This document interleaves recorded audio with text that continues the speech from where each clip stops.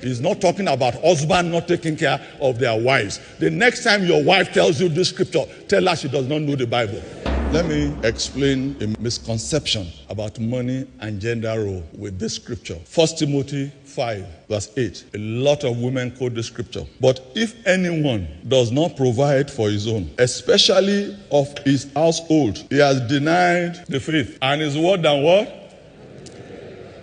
Oh, really? The problem with this scripture, and I don't know who started quoting it, that a lot of women come to pastors and they want to quote this. You don't know the Bible. This scripture has nothing to do with any man in marriage. Nothing. Let's go back.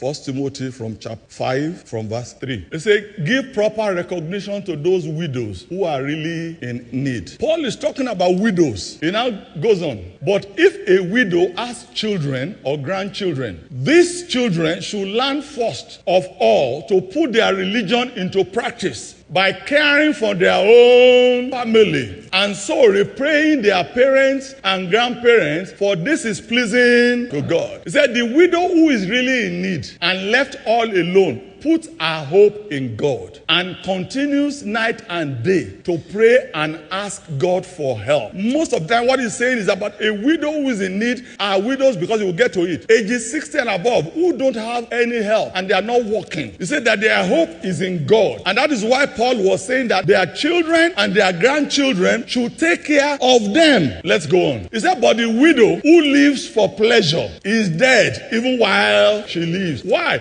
Because he's also saying that there are some widows, maybe they became widows when they were young, and now they see themselves as free. So they are sleeping around, they are messing around, they are just going around thinking, oh, my husband is dead, now I am free. These are the ones that he's talking about. He said, give the people these instructions so that no one may be open to blame. Anyone who does not provide for their relatives, and especially for their own household, has denied the faith and is worse than an...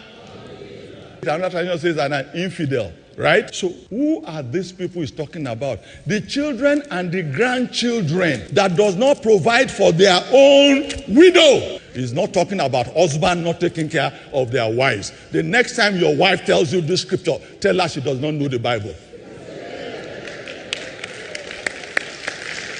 For a man that does not want to do anything, you might think this is your pass. Everything has to be balanced. The Bible does not excuse you from doing what is right to your family.